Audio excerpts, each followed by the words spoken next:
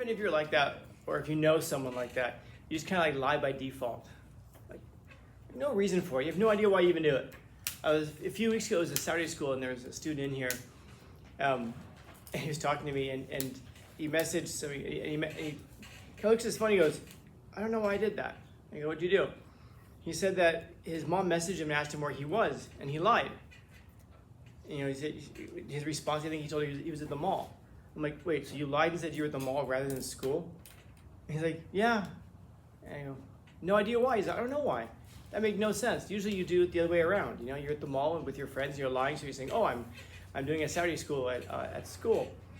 And he was just saying that he had noticed himself a lot recently, just kind of like lying by default. You know, I think I was saying there's a lot of danger in lying. It isn't like just getting caught. Of course, there's that, but there's also the psychological toll that it takes on you in the sense that if you lie a lot, you're going to tend to start to think that other people are lying a lot also. I mean, this is one of the reasons that we do it. We justify it. In other words, well, I'm lying because they're lying, and so because they're lying, then it makes sense for me to lie.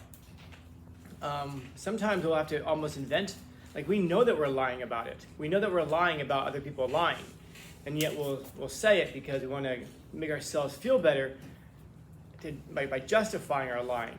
If that whole weave of what I just said makes any sense, yeah. Are any of you very good at telling when people are lying? Telling? No. Yeah. I have a friend who thinks that she's very good at it. That's just because she doesn't believe anybody. She's really, really skeptical. She thinks everybody is constantly lying. And I really mean that, by the way. She thinks everybody is constantly lying. And so it's, you know, talking to her, and even if you tell her the truth, there's no buying it. And I feel bad because she has a small child, and I think, wow, when that kid, when he grows up, man, he won't be able to get away. And we might think he won't be able to get away with anything. It's not that he won't be able to get away with anything. It's that he won't be able to do anything.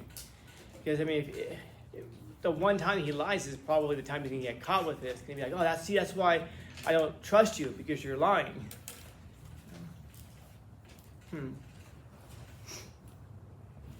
So Dostoevsky, am I right?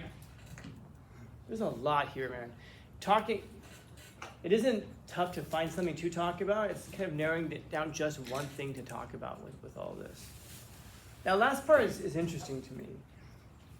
That you won't be able to distinguish the truth around you, so you lose all respect for yourself and others. If I ask that question, like, why do we lie to people? There's I hate saying that it's a symptom of disrespect, because I don't know that it's exactly that, but it does indicate that you don't respect their ability to sniff out a lie.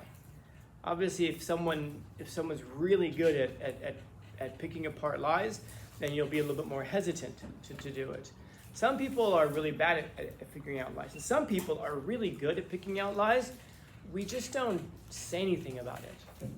Like, if you lie to me, is there a good chance that I know that you're lying to me? There's a decent chance. I'm not sure how good the chance is, but you have to have a base. Like, if I know you pretty well, well then yeah, it's pretty easy to figure out when people are lying, because people's behavior changes a little bit.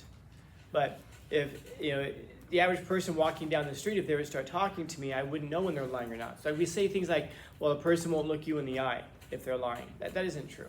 There's lots of reasons people don't look people in the eye. There's lots of reasons for that. Oh, their feet will be pointed a certain way. No, there are a lot of indicators, but there's nothing that's like hard and fast, down the line, concrete. This is a way that you know that a person's lying to you. It's kind of like a polygraph test. In order to take a polygraph test, you have to be asked a bunch of questions first, like, is your name such and such? Yes. And then they get a baseline of how your body reacts when you tell the truth. And then they get a baseline of how your body reacts when you're telling a lie. And then from there, they then see how your body reacts, and then they compare it to those baselines. And they say, see, when he's talking about this one issue, like where he was yesterday, if he was at the mall or if he was at Saturday school, you can see his heart rate spike. The same way it spikes when we know that he was lying earlier. And so in order to tell if a person's lying, you have to have a baseline. The problem starts to become when you don't know a person well enough that so that you don't have a baseline.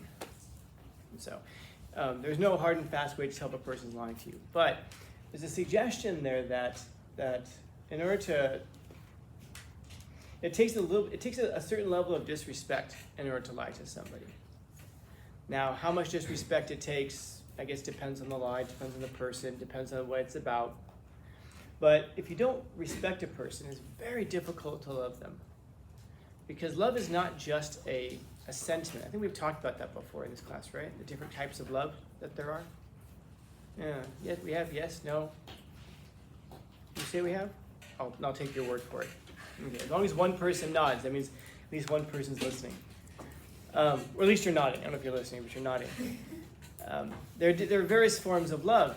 The emotional parts of love, there's only one type of love, that's that. But there's this other gamut of love, like a type of love that we think of with regards to friendship, type of love that we talk about regards to family, in terms of self-sacrifice, agape. And the only one that's actually an emotional love is the very first one, which is like the infatuation stage of love. That's when heart rates jump and all that. So in order to love a person, you have to respect them. And that's not just to have an emotional attachment to them. That's to have those deeper connections, like the friendship type of a love, or a family type of a love, or the selfless type of a love. You can lie to a person all day if it's just the emotional aspect, especially if you're a sociopath, or especially if you can convince yourself that it's okay to lie. So I guess the question then becomes, what sort of a relationship do you have with yourself? Is it like an infatuation stage type of love, an emotional love? Probably not. Is it a family type of a love? Is it a friendship type of a love? Is it the self-sacrificing type of a love? What type of a love do you have for yourself, if any at all? Because if you don't love yourself, well, then it's very easy to lie to yourself. It's just like if you don't love a person, it's very easy to lie to them. And if you don't love yourself now, it becomes very difficult to love other people.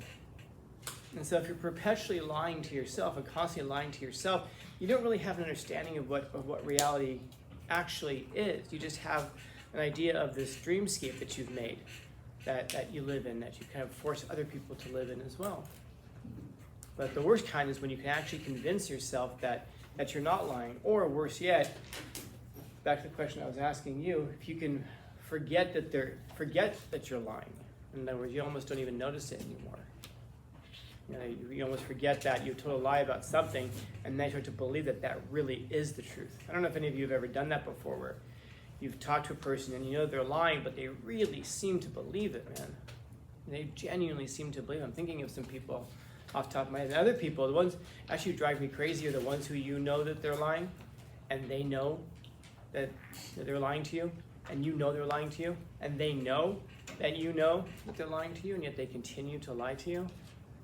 I know some people like this. And I don't just mean like they're keeping up the facade. I mean like they're barely even trying to hide the fact that they're lying to you. And their attitude is almost like, well, you can't prove it. Like proof is everything. It's true that a suspicion is not a proof, but unless we're in a court of law, you don't need proof. You just have to have some evidence. So I guess there's the evidence of whether or not you love yourself. If you love yourself, then you're going to tell yourself the truth. Because the only way that you can actually become better in reality is to live in reality. It seems, it's kind of like this odd way of saying I can become better in a fiction. I can become better in a dreamscape that I'm creating. Yeah, but it's not reality, man. And you know it's not reality. You might create like a fictional world for yourself, but you know it's fictional. You know it's fictional. But if you're trying to get better in reality, well, then you have to live in reality. And you have to live according to the rules of reality. And the rules of reality center around truth. You can't love yourself if you don't tell yourself the truth, just like you can't love other people unless you can tell them the truth. Because that's really what brings people close together, the ability to tell each other the truth. The people who you're probably closest to are the people who you do share your most intimate true details about yourself with, the people who know how you actually feel and what you're actually thinking. There are a lot of people that you might approach and you kind of you're on guard against them, and you won't tell them everything that you're thinking, but there's hopefully a few people who you will tell everything to, and those are the people who you probably feel closest to, the ones you can tell the truth to the most. And so if you can't tell the truth to yourself, that indicates something about you, that you don't even feel close to yourself. You're almost like 2 or 3 different people. And that's where a lot of these kind of mental health problems come from. It comes from this idea that you're kind of always at war with yourself. You're battling things out with yourself. The things that you know that you're lying about are the things that you, versus what you know is actual reality. And so if you can't respect others, then you can't love them. If you can't respect yourself, you can't love yourself. If you can't love yourself, you can't love other people as well. And that really does deny you an opportunity to form lasting, meaningful connections and relationships. In short, questions, comments, concerns, complaints, criticism?